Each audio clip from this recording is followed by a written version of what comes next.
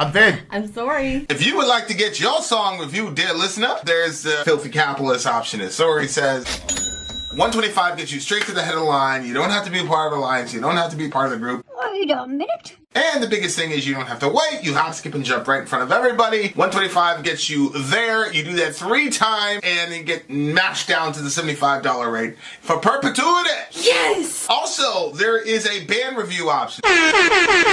So if you've got a band and you're trying to get your band some exposure, hit me up at vinsori@gmail.com, and I'll show you the details about how to pull that off. You can also jump on Patreon, and there is a option on the tiers to be able to get your band reviewed. Yep. Obviously, we can't lie to you, so we can't guarantee a positive review. Get what you get. It's just rubbish. Rubbish. Rubbish. That's British for garbage. My favorite is a community option. $1 at the gate gets you in at Patreon. You get to join an alliance. The alliance joins their points together, and that helps determine what songs that we do. The alliances hang out on Discord. Message me on Patreon to get the link. And they do all kinds of other cool things. They do Minecraft, Dungeons and Dragons. Yeah. It's really a community within the community. Anybody can go on the village, facebook.com/Vin and Sori. There's 160,000+ people on the channel. What's cool about the Discord is that it offers a real opportunity for community connection, friendship, that type of thing. And it's on Discord, so if you're not a Facebook person, it's for you. You start off at $1. Right. Plus you get exclusives. Sori and I are working on a song. So the first 15 seconds of that was on Patreon. Also, at $15 tier and above, when we actually debut the video, they're going to be there live with us. There you are, dear listener. Buy our merch. Buy our merch indeed. Buy our merch. Thou shall lead them.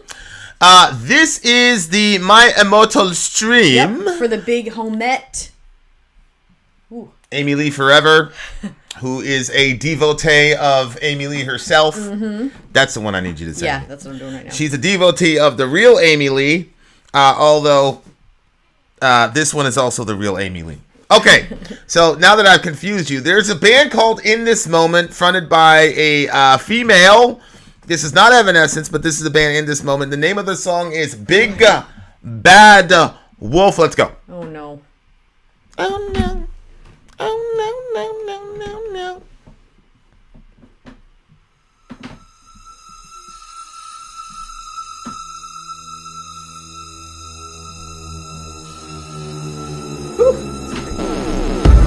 Oh, yeah.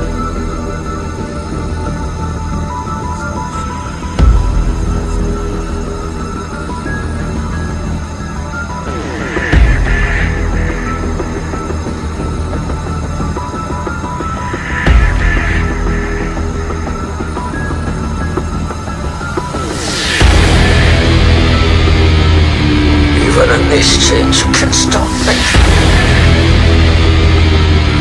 Even in these chains, you can't stop me. Even in these chains, you can't stop me. Even in these chains, you can't stop me.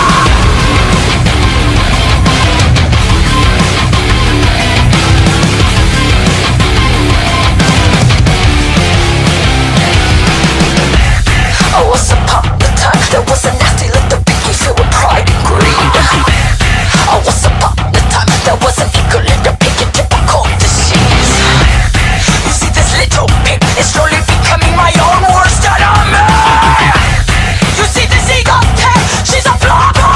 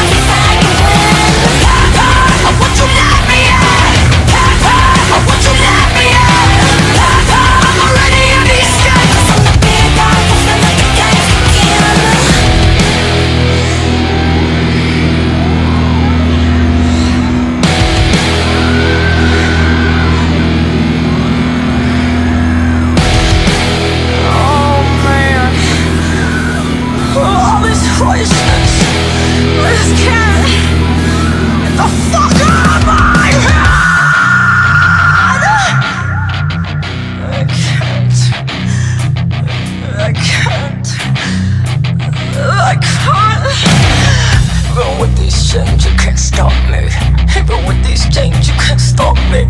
Even with these chains, you can't stop me. Even in these chains, you won't break me. Even in these chains, you won't stop me. Even in these chains, you won't break me. Even in these chains, you won't take me. Even in these chains, you won't hold me. Whoa! Whoa!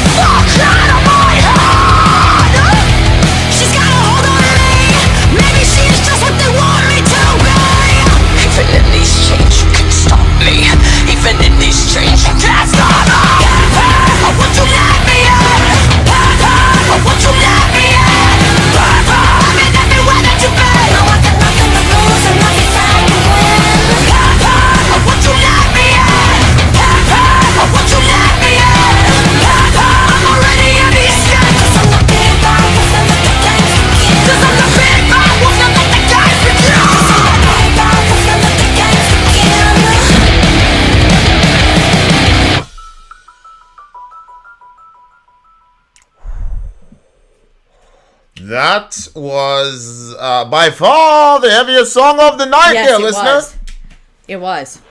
Holy smokes! I don't know if this is the song that I heard, because I got tired of waiting for more In This Moment songs to pop up in the channel. So I went and listened to some of them, and You violated our laws, statutes, and decrees. Yes, I did. And I'm pretty sure I saw one about a wolf, but I hated it. But now I'm second guessing if this is the one or not, because I really liked this one.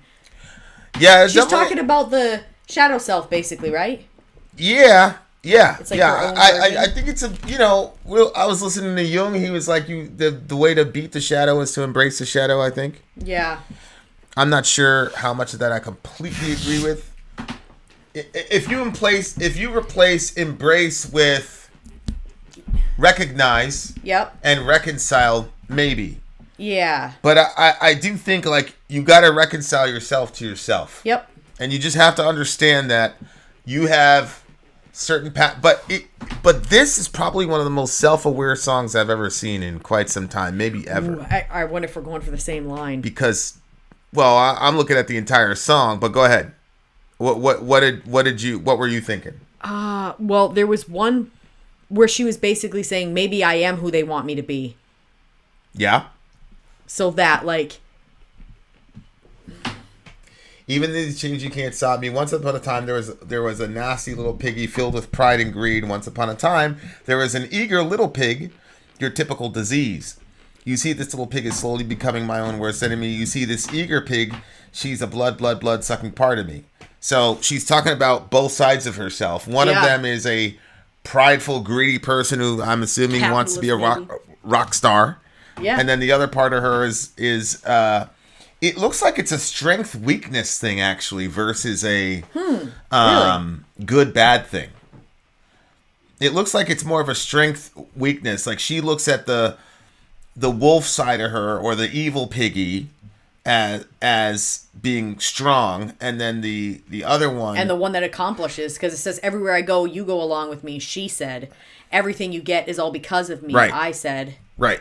And there was that one, what do you call that? It was once, actually. Yeah, okay. And it was like the bad guy. Remember the bad witch, and she was split into two people, and then the bad was, and then she had to fight the bad one, and then she finally had to basically reconcile with the bad one. Herself, Yeah. I thought that was brilliant. That was really, really good, because she was trying to give understanding to why the bad side of her was bad. Yeah. Right? So this one, it's like, everything you're getting is because of me. It's because of that aggressive, I'll never forget the Jordan Peterson interview. Shorty was like, they were talking about the gender wage gap or whatever and all that. And this is on where? Who? It's probably Jordan Peterson's most famous. It was probably his most famous interaction. Because this woman kept putting words in his mouth. He's like, no, I didn't say that. But he kept his cool, and he just completely destroyed her. But it wasn't his intention to destroy her, but it was her intention to destroy him. Then she made a mistake. Right. She ran into a buzzsaw. But one of the things that he was talking about as far as the gender wage gap goes is he said, well, agreeable people don't get raises. Mm-hmm. And women in general are more agreeable than men. Mm-hmm. And so that's what accounts for, he said about 5% of why the gap is the way that it is. Mm-hmm. Of course, if she would have been actually listening to him instead of trying to beat him in an argument, mm-hmm. she could have asked the next question, which is, why do you think women are more agreeable than men in the workplace? Right. And the answer is obvious to anybody that's ever been in a workplace, namely, if you're not agreeable, you get labeled a bitch and all the rest of this shit, and then they will pass you up for promotions. Yep. But she wasn't really listening, so she wasn't really engaging. Jordan Peterson's been in academia his entire life, mm-hmm. so all he has to look at is stats. He doesn't know the real world of what it takes to operate in the corporate world, especially corporate America. Mm-hmm. So I love the homie, but I didn't leave that interview changing my mind about the gender wage gap.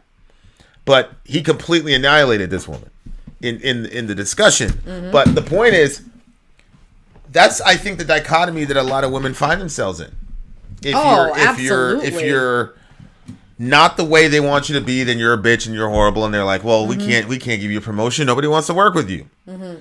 I've been in those discussions. Yeah, or they'll say like we can't. Oh, if a woman, maybe she talks too much or whatever, then they're like, wow, this woman never shuts up. But then if she's on a thing and then she's completely quiet, they're like, wow, see, this is why women shouldn't even be a part of this. Yeah. So it's like, it doesn't matter what you do. If you talked a lot, they were going to go after you. And if you didn't talk a lot, they were going to say something about you not talking a lot. So. Well, we see this on the sports shows, right? I can't stand it. Yeah. Is the girl is just there and she's really not really engaged. She's just basically the transitional thing for the guys. Yeah. But then Molly Karam... She just keeps setting up her papers. But Molly Karam over on ESPN... Yep. There's all these YouTube videos dedicated to why they hate her. And it's because she's asserting herself in the... Mm-hmm. So you're mad at the other ones because they're too docile. And you're like, well, why are you even there? Mm-hmm. And then... when Molly Karam starts, intervening and whatever, there's all these YouTube videos dedicated to how much she sucks and why she needs to be fired and all the rest of it. So it's a situation where you really can't win as a woman. Absolutely. You know what I'm saying? It's so she's saying, so I think that she's, and I used to tell the girls that when I was working with them, Shavonda and the rest of them, I would sit down there in our development meetings and I would talk to them and I'd say, you've got to assert yourself because these people aren't going to give you shit. Because I knew I wasn't going to be there forever. So I wanted them to assert themselves while I was there to cover for them. Mm-hmm. You see what I'm saying? And get them those promotions or get them that money. Yep. And I was able to do that, mashallah, before I left them. But it's brutal in the corporate world. And the music industry is corporate America. Mm-hmm. People have to understand that it is absolutely corporate America. Right. So, yeah. But keep going. What else were you looking at? Well, and she also she talks about it. Almost sounds like possession in a sense. She's got a hold on me. Maybe she is just what they want me to be. So she recognizes there's these two sides of her, and then that other side of her, it doesn't seem like she's really a fan of that part of her because that's the prideful, greedy part of her. Right. And but then she's saying, yeah, but that's what's getting me where I need to go in life. Correct. You know what I mean? Correct. If you don't reach out and grab it, it's going to pass you by. So, and then she said, maybe it's just, but even in these chains, you can't stop me. Even in these chains, you can't stop me. It seems like she's wrestling, like you said, with the corporate America, with the sides of herself that she can't completely jive with. And I think that this is a story for lots of women, and you kind of become separated from yourself, and it could be for a whole host of reasons. It can have to do with your childhood. It can have to do with sexual assault. It can have to do with just situationally what you've been raised in. So I think that different women grapple with it differently, but there is this sort of separation from yourself. And I've heard so many women talk about it, especially once they have kids too. There becomes even more of a separation because it's really, Yeah, they lose who they are. They don't know who they are because your entire life becomes consumed in raising the child. And so you're so focused on the child's needs. Secular women or religious women? I've seen it with all of them. Both across the board. And I've seen it a lot with religious women. And I don't know if it's because they're trying to... I really don't know. I don't know. But it's definitely a problem. I think that there is. But I don't know. Like, I'm just talking about my circles. The circles that I've been in, it's been an issue. And the women will say, I've lost myself. Or, you know, they'll post stuff about once the kids go to bed, they finally get their time to themselves to, like, be themselves. Yeah. Whatever that is, because they're just doing stuff all day long. Yeah. But there's this separation that happens, and you have to try to reconcile yourself to yourself. And sometimes that separation happens because of traumas or whatever. But, you know, why she is feeling that separation of herself, but still she recognizes there are more than just one side. And then of the her. question is it even true that the first piggy is really nasty, filled with pride and greed? Oh, interesting. Is that even true?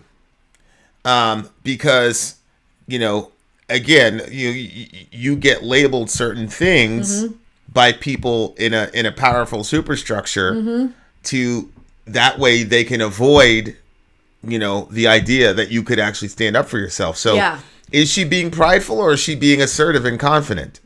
Is she being greedy or is she demanding, hey, I generate this for you guys. I deserve this.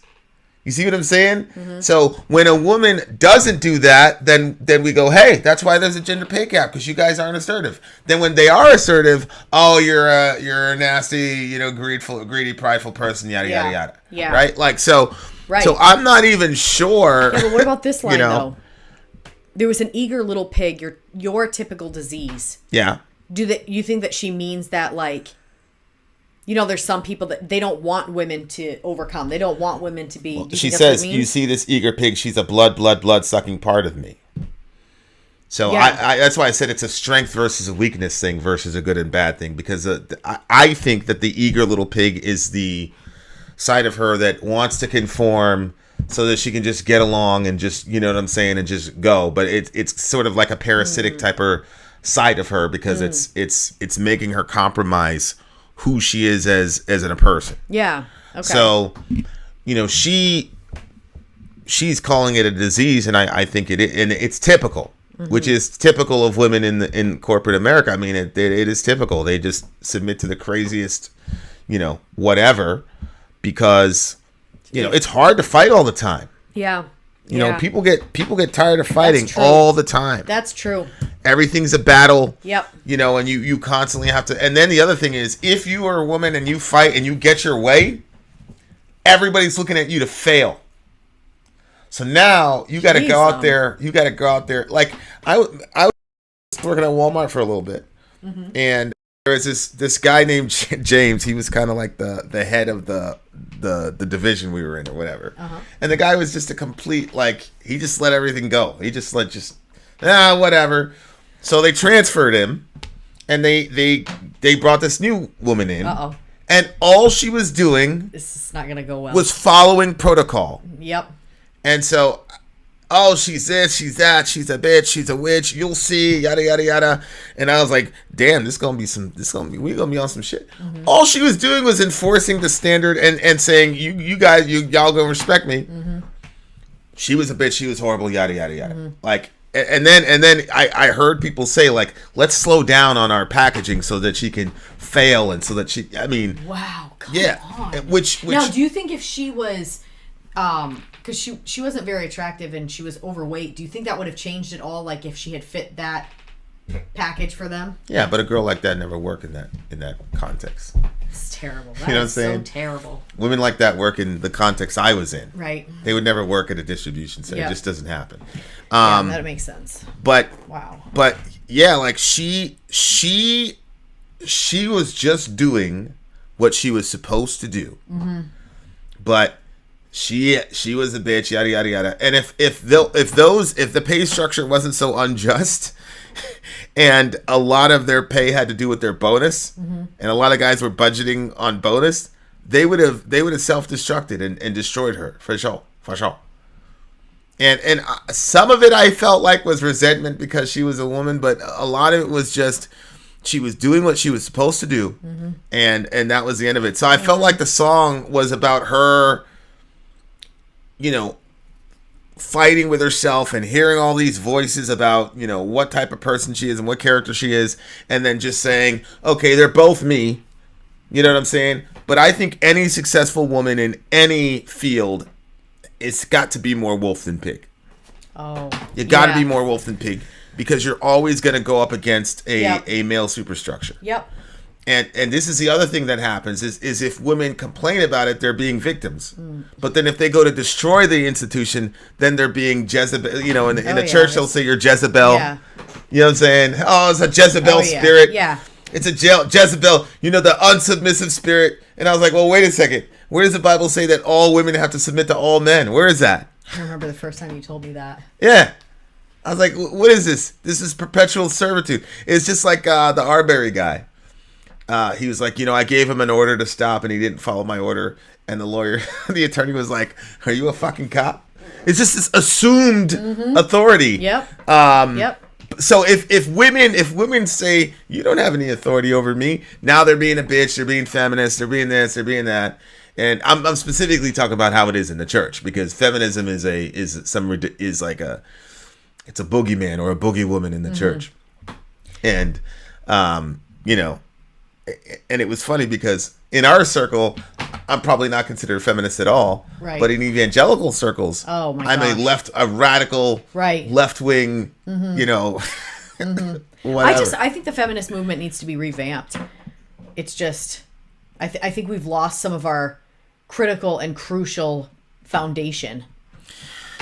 Well, I mean, I think that just like anything, people are going to put out the craziest version of a thing.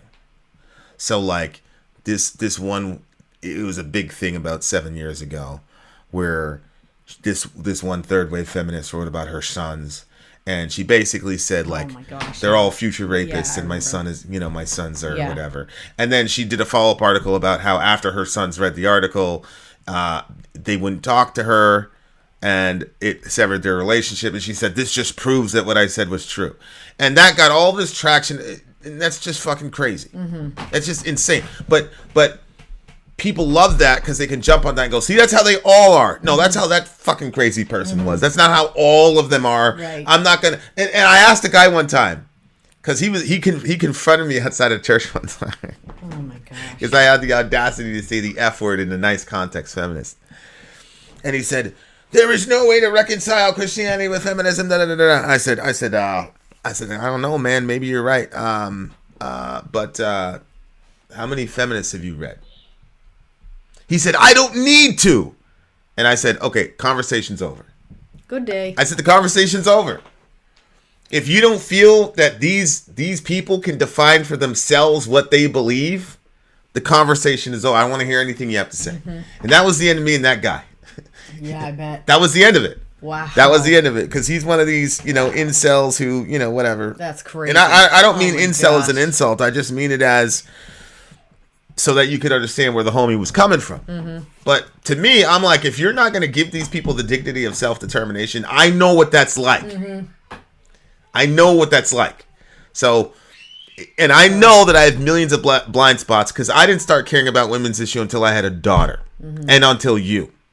Until I had a daughter, and then until I saw what the system was doing to you, I didn't give a fuck. So I know that I didn't come into giving feminists a hearing for any virtuous reason. It was all self-interest. So I know then that I must have a bunch of latent blind spots and all the rest of it. But I was like, yeah, man, I got nothing to say to you after that, bruh. Wow. That's so crazy. Yeah. That was one thing that was so cool for me as a person, was when you, like you said, you weren't like really like woke to it completely, and then we would have discussions about it and stuff, and like it was really healing to see how offended some of the stuff was, or when when I explained something to you that you didn't realize necessarily was such a massive issue, and then once I told you about it, then you were like connecting it to all these other things, and it all it all started making a lot more sense. But watching you be horrified by some of these things was very healing for me. I know that probably sounds weird, but No, I get it. you know, I mean, not that I want you horrified, but just having somebody who says, you know what, that's messed up because you had a different stake in the game. So anyway, well, whether or not a person takes incel as an insult, what I'm talking about was my intentions in using the term. So if there's an alternate term for incel, please let me know. But everybody knows what I'm talking about when I say incel. And this guy is one of those individuals. I'm pretty sure the incels made that name for themselves, involuntarily celibates. I'm pretty sure really? That's where it came from? Yeah, I'm pretty sure they came up with the term themselves. So I don't know. I think someday there needs to be a roundtable of Vin and 3 or 4 women speaking about women's issues. I'd love that. I'd sit in for that roundtable. I'd sit in for a lot of those roundtables because, like I said, I never came into even giving this shit a hearing until I had self-interest in it. And then I started to look back, and I was like, holy shit. Yep. Inside and outside of the church, holy smokes. It's a mess. It's a mess. Yeah, it's a mess. But I like the song. I like the aggressive nature of what she was doing. She's always aggressive. I love her stuff. And I like the rising action in the middle. That's a classical new metal thing there. You just mute the guitar a little bit, repeat the phrase, and then build it up. And then if it's closed, you open it up. If it was open, you close it. Very simple. So there you go. I like the heaviness of it too, and the way that she sings is always desperate sounding. So definitely a giant fan of that as well. So this song for me is going to be a 9.6. But honestly, I'm pretty sure I heard this one, and the first time I heard it, I gave it like a 3. But I can't be sure. If she doesn't have any other Wolf songs, then this is the one that I heard and give an extremely low score to. But it's an the imagery was kind of crazy too. Like it kind of offensive, which is what she was gunning for. Yeah. But I love the self-awareness. I love the self-awareness that she has, and the willingness to come out and say, "Yep, this is where I am right now." Yeah, and you know what? That she holds one of the coolest female moments of my life. One of them, which was when we were all in the crowd and everybody was singing the lyrics to that song. Yeah. Yeah. All of us were singing. It was like this. I don't know. It was a really cool feeling. She has a kind of Beyonce energy.